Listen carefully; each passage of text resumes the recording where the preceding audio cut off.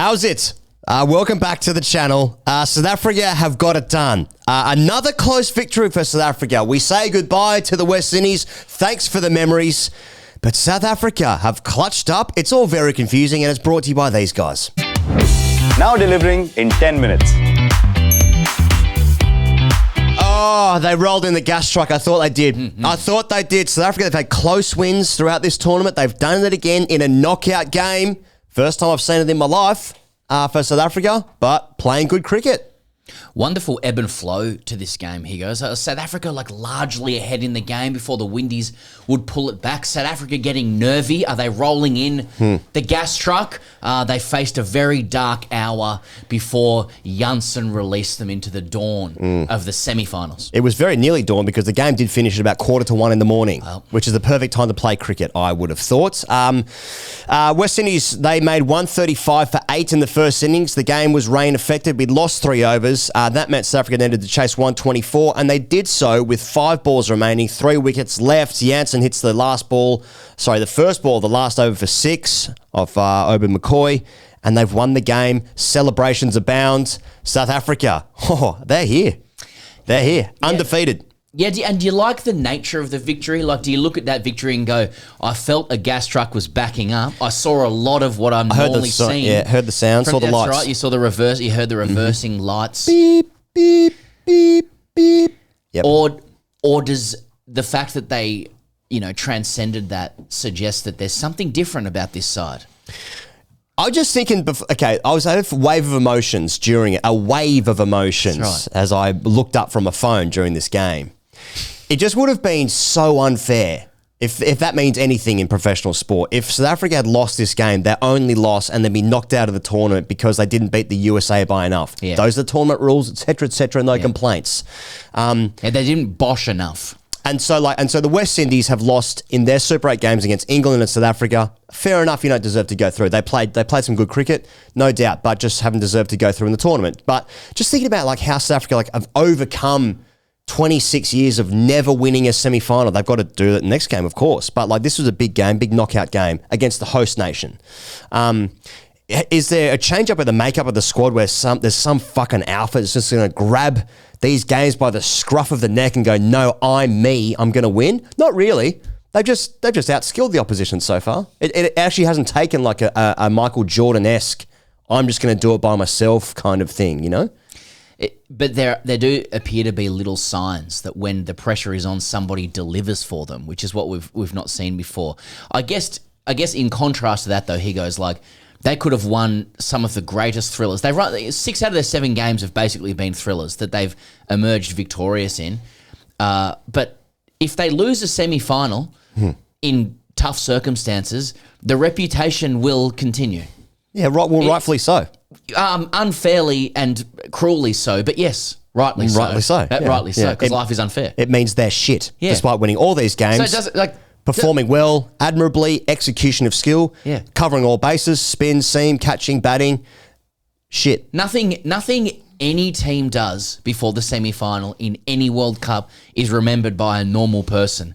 The only way you can briefly remember something was Glenn Maxwell against Afghanistan last World Cup, and he had to contract polio and take his hat off and score 200. If he had anything, number 6 or whatever the fuck it was. Anything about him, he would have depleted all his salt stores in the innings leading up to it. So he would have restricted himself to a wheelchair. Then Australia would have won that game against Afghanistan. And even then, after what happened yesterday, it's kind of what happened in that game again? Didn't Afghanistan win? Did they play? AK-47's Kabul stuff? Yes. Let's talk about the game. Okay. First thing, Shamsi Maharaj. Spin does the damage. Shamsi ends up player of the match, 3 for 27. Tougher than Ross and Chase, but them's the breaks he lost. West Indies on the back foot early. They were 2 for 1, then 5 for 2. Show Hope, Nicky P. Markram's gone through the entire power play, showing how, much of a ragger they consider the deck. He bowls 4 straight. Yes. Gets in and out of the power play. 1 for 28. Nice partnership from the West Indies for a little bit there. South Africa, the game had the shape of a a tight one from the start. Totally. It really was ebbing and flowing. It had a nice jeopardy of a sudden death match, with one team at home. South Africa misfielding a little bit. Then you had the issue with Jansen and Rabada clashing. And that happens, and look what happens at the end of the game. You know what I mean? Because you're watching them clash there, and you're like, Rabada is now going to get his full complement of overs. He's managed to ensure that Jansen won't bowl in this game by taking out his ribs. Deluxe. He wasn't pleased that Marco got the new ball. Yeah. Fuck this bloke. That's right. Into the ribs. Welcome to professional sport. Into the intercostals. So that one goes for 6, and you think, oh, geez, you just watch every South Africa game like this, you go, it's not happening again, is it? Yeah. Now, is it happening again? And it just reinforces itself. Do you, as a normal person in your life, like feel sadness and anxiety for like South Africans? Where like, I mean, no, but I have empathy problems. I've doctor about that. It's a psychopath sort of gear. Yeah. I mean, it's just how you're born, but I've been able to do a good act of it. You know what I mean? I read books and then I copy people's facial expressions. I have a feeling. I have this thing in like South Africa games. Some South Africa games, like, is obviously if my team is playing against them, then them's the breaks. Yeah. But I do get this thing of like, oh no, it's not happening again, is it? I get that, but at the same time, is it funny? Car accident stuff. That's less funny, but yeah. I have to watch though. Shamsi and Maharaj come on and I guess take, but basically sort of like they wrest control of the game. The pitch is ragging massively. Maharaj is spinning the ball past. There was one great over. Maharaj rags one past Rodman Powell and great gloves to Cock. To affect the stumping. At the other end, Shamsi's almost impossible to play. He gets 3 for. Then Dre Russ comes in, salvaging things somewhat for the West Indies. He hits 2 sixes off Anrek Nortje. Can the West Indies compile a more competitive score? Next over, Nortje, bang, runs him out. Hot shit. Again, little moments like this. I mean, Russell ran himself out, frankly. But like again, Nortje's on the edge of the circle, picks it up on both knees, knocks the stumps over. It's just like little stuff like this. You're like, you just ask the question, like, teams that are together do things like that. It's funny because earlier, Nortje dropped, I think it was Ross and Chase, quite easily, sort of going back at mid-on. But the weird thing about the run out was that Nortje, who ends up on his knees, didn't attack the ball at all. He just let it come to him, then on his knees, then with like clasps it like an alligator. And then throws a stump set. Like it's an odd run out though. There's like it's a bad run. It's a bad run. Yeah. Nevertheless, he affects it. So South Africa's still doing well in big moments. So let's move on to South Africa's innings themselves. So what did Windies end up? 130 something like that. 135. 135. I've got South Africa wobble here because three boundaries in the first over. You think game over. Quinton de Kock getting it done against Hussain. Good bowler Hussain. But then other end, Reza Hendricks first bowler. Quinny de Kock goes on the boundary. They're 15 for 2. Then the rain comes. Okay, very interesting. Cat pigeons. Rain reduced game. 17 overs. Need 123 to win. Aiden Markram goes soon after for 18. Alzari Joseph, who was excellent in this game, gets him, and you think. And then you think, oh, geez, like here's once again, maybe for the second or third time in the game, the West Indies bringing themselves back into it. South Africa getting themselves out in front, but no killer blow, no foot on neck stuff, which is what you want to see from them. Right. And it happens again because Klaasen comes in. He takes and this is a key over. He takes 20. He's with Tristan Stubbs. Stubbs gets a single, but he basically takes 20 off Moti's over. Yes. Moti's over. Yes. I wouldn't dare take one off Moti's over. And takes him out of the game. I mean, given that the West Indies went extra spin, 3 spinners in the lineup, and Ross and Chase only bowls 3 overs, so 2 bowlers could bowl 4. The rest had to bowl 3. And so Ross and Chase ends up bowling 3. Probably miscalculation there from the captain, given that he takes 3 for 12 and looked fucking unplayable, I would have thought. Moti won over because, he was unlucky with like 3 nicks, but the other 3 balls were kind of junky. So in this period, there's a 6 and 4 boundaries in 7 balls. 3 of them are nicks. So again, things sort of going South Africa's way. They pull ahead again. But then Alzari Joseph gets Klaasen. Great catch from Puran. So still taking wickets at the intervals that they want. The West Indies, South Africa just need a period of success to kill them off, but the Windies won't go away, which again underscores what a great game it was. Windies staying in it. It was a great game, It was. And you just, again, go, every time South Africa pulls ahead, the Windies pull them back. Then Obed McCoy came on as the Windies came back and bowled a pile of garbage. But this is when Ross and Chase is introduced. And he ends up getting, like, he ends up with, at one stage, 3 for 6. I want to get into this. And you're just thinking that South Africa are wobbling again. The wobble is on. So once again, the Windies are back in the game. Stubbs is out there. He and David Miller, I think. David Miller played 14 balls for 4 runs. Yes. But Stubbs played well. Stubbs stayed in there. It was 29 from 27. That's right. Like that's probably what they needed at the time. But then he trucked it. Yep. And you're thinking, there is a moment towards the end where you're like, oh, this is going to happen again. It's going to happen again. It's going to happen again. That's the feeling I was getting. Oh, no, it can't happen again, Cadden. And I can't stop watching. Exactly. And that brings me to Want Now, Get Now. CB's. Oh, no. Oh, no. Stitched you up. All right, here we go. Here goes. Last ball of Roston Chase's third and final over. Maharaj had been dismissed earlier in the over. One of the gas-striking dismissals of South Africa at the time. At that point, South Africa had proceeded at just about less than a run a ball for the last 3 to 4 overs. The equation was narrowing and then had become in the favour of more runs than balls remaining.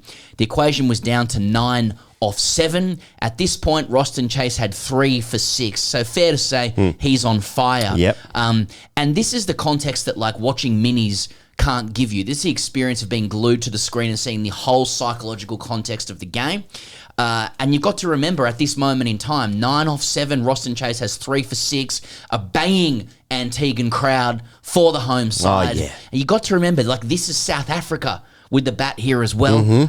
Like, respectfully, this is a team that has snatching defeat from the jaws of victory embedded within its constitution, historically speaking. It's actually the name of the anthem. Exactly, and it's a tongue twister. Like, I mean, even at the time, to watch their commentators, legends, Sean Pollock and Dale Steyn, started having a disagreement over what KG Rabada should do off the last ball because Jansen's batting well at the other end. Is it a free hit for KG Rabada? Doesn't matter if he gets out. Should we take the single? Pollock says go for it. Steyn says no single. Just to show heads are gone. Stick and twist. With South Africa. So KG Rabada is their number 9 in this situation. 9 off 7. In comes Roston Chase. It's fired in. It's fast. It's wide. And Rabada smokes one of the greatest one-knee cover drives you will ever see along the carpet at the home of Sir Vivian Richards in Antigua. I'm calling him BC Rabada for the shot. It tilts the game back towards South Africa, and they do the business from there. Here's something for you, Pezza. Roston Chase was absolutely magnificent, getting them ahead in the game. That was the wrong ball to bowl. Easy to say out right now because it goes for 4, but it's one of the great cover drives you'll ever see. Why did he go pace on? Why did he go pace on when clearly his the rewards that he was getting from the deck was just like a little slower. Now, no, he's not a guy that bowls sort of 70 k's an hour. He's bowling consistently sort of high 80s into the 90s, but that was like a 105k, 110k ball that he bowled, and I don't know why. I don't know why he didn't consider. It was the first arm ball he bowled. That is just what T20 cricket can do. I mean, that particular situation is essentially a penalty shootout, isn't it? And Chase guesses that Rabada's going to come down the crease. And perhaps his mind is clouded due to the pressure of the situation. And Rabada, who's a deeply experienced T20 player, calls it correctly and plays, I'm going to guess it's the shot of his life to get South Africa into the semi-final. Rabada's one of those guys that he's a bit like Jofra Archer in the sense of like when they're batting, they look great, but they never score any runs. Yeah. But I mean, you don't need to. He's finished with 5 off 3, and he's won them the game with that boundary just about. And the release of pressure with that was profound because the West Indies had like front-loaded their best bowlers. They left the last over to either Obed, McCoy or Moti, both of whom had bowled poorly. 13 balls that they bowled in the game went for 35 runs, no wickets. So that's the game. So right once there. again, that ball was a huge turning point, and KJ Rabada plays one of the greatest shots. I encourage anybody to have a look at it. It's classic. It was like Lara. It was. I mean, it's a bit straighter than a cover drive for the purists out there. Sure. Like it goes wide of long off, right? But and beats the man at covering the ring to the straight side. Yeah. But I'm in my memory, he's there down on one knee doing it. And it's classic. It's all 3 formats. It's T20, clutch, and it's Test cricket because it fizzes along the carpet into the rope. Like that's clutching up. But I want to shout out to the biggest clutch up I thought in the game. Third thing, Marco Jansen, 21 from 14. Yep. Remembering he didn't get to bowl due to KJ Rabada taking out his ribs earlier in the game with a clash. He joins the game. He did bowl. He did bowl. Oh, but he didn't come back to bowl. Right, pardon me. He joins in a tough circumstance. All of his mates were playing fairly frozen cricket, I would say. He looked at the business from ball one, 21 off 14, where everyone else was probably striking at about 80 or 90 in a pressure-filled situation, is very good. He executed, assured, clear-minded, and then he ices the game with a 6 off the first ball from Obed McCoy. Just, left-handed, quick steaming in, just bang, see you later. It's exactly the way a closer finishes the game, in terms of not letting it go on deeper into the over. Bam, one ball, clutches up. He averages 8 with the bat in T20 cricket. Like for a guy that could quite clearly play, he's like a fairly decent all-rounder, you would say. In fact, you know what? I will say that. It's really surprising he averages 8, which probably just highlights the situations he's found himself in. What is lower order batting in He T20 averages 23 with the bat in Test, 30 in ODIs, 8.2. He's only played 10 games, to be fair, for South Africa. But I feel, how many lower order batters have come in this tournament, and the commentators have introduced them by saying they faced 2 balls in this tournament. That's right. It's a strange position, particularly in T20 cricket. You're just not going to be able to average a lot of runs, no. because there's no time. No. Just a shout on South Africa, when you see the nature of their win, he goes, I know I've asked you this before, but if you're a competitor of theirs coming up against them, are you thinking that you're seeing evidence of the old South Africa within that stuff, or is the nature of their win suggestive of something different, in the composition of this side? I guess you don't know until you get into the game that everyone will remember. Yeah, because you think about how they played in the 50-over World Cup. I mean, they really were outstanding. Yeah. And then you just get to the game, to the game that matters, and then it just happens again for them. Now, But did it? And is it unfair? Did that game in last year happen again for them, or they just ran into a side that was just slightly better that day? Probably that. Probably that, yeah. And that's what I was talking about at the beginning. I could just think about something would need to change dramatically in terms of some sort of personality to forget the past. They need Cantona. Yeah. Come from Leeds. But that doesn't seem to have happened. I mean, South Africa fucking deserve a final. I guess here's the thing. Here's how it's likely to play out. Though who the fuck knows? They now finished top of their group. India beat Australia tomorrow. India will finish top. Afghanistan would then finish second. So South Africa's semi-final would be against Afghanistan. Now look, Afghanistan play good cricket, etc., etc. Let's not forget they got absolutely pumped in the 2 games before they beat Australia. Who knows what can happen? But if I'm South Africa right now and I'm looking at a semi-final against Afghanistan, that's about as favourable as you can get in a World Cup tournament. Yeah, I mean, with respect, India, even if they lose tonight, would still likely finish first, right? Due to the superior, depending on the nature of the loss. Yeah, I think actually Australia might pass. I don't know the numbers. Yeah, I don't know the numbers. Anyway, South Africa probably just going come on, India. Oh, come on. yeah, exactly. Yeah. Okay, hashtag AskTGC on that. This is from Harsh Singh, 1989. Somehow everyone's really interested in the Australian story at the moment. I don't know why, but I've been following this show for long, and I didn't get the narrative for the last match. Doesn't this loss against Afghanistan mean that Australia is going to win the World Cup and Maxwell's polio performance is due against India, or am I missing something? Look, I'll tell you what. Well done, the Aussies yesterday, because I mean, as Higgins says, a bunch of useless, coats, and I say they didn't want it enough, and if they're searching for receipts, well, they got them. They got you know them. what I mean? If they need some receipts to get up, this is what we said yesterday. If they've had coke dick and they can't feel anything and they need some midget porn and stuff to get themselves going, well, they've got themselves that midget porn from last night. And here's the thing with India, they haven't had the loss they need to have just yet. They could throw in a performance tomorrow. They get through anyway, just about. I think the scenario is that Australia would need to beat them by 41 runs. Afghanistan would need to beat Bangladesh by 81 runs or something like that for India to be knocked out. So, very unlikely, you would suggest. So, India are already through. They throw in a performance, have the loss they have to have, then they get themselves to go all the way. I don't think so. No, I don't think so.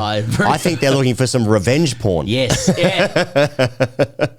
Not for me, that, but No, I think it's for Indians. That's right, yeah. And thank you to all the Indians that just out of the blue just got in contact, just got in touch, say, hey boys, love the show. Yeah. We're looking forward to thanks it. to our sponsors who got in touch as well. Yeah. Started sending text messages. Haven't heard from you for a while. But, I got to say, some very, very confident people getting in contact. So that is your right.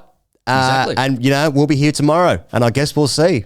Could be a view count day for TGC, or it could be a big drop off in the old subscribers there. We've seen it all before. So join us here on TGC, or don't. You're going to do whatever you're going to do anyway. So just do that.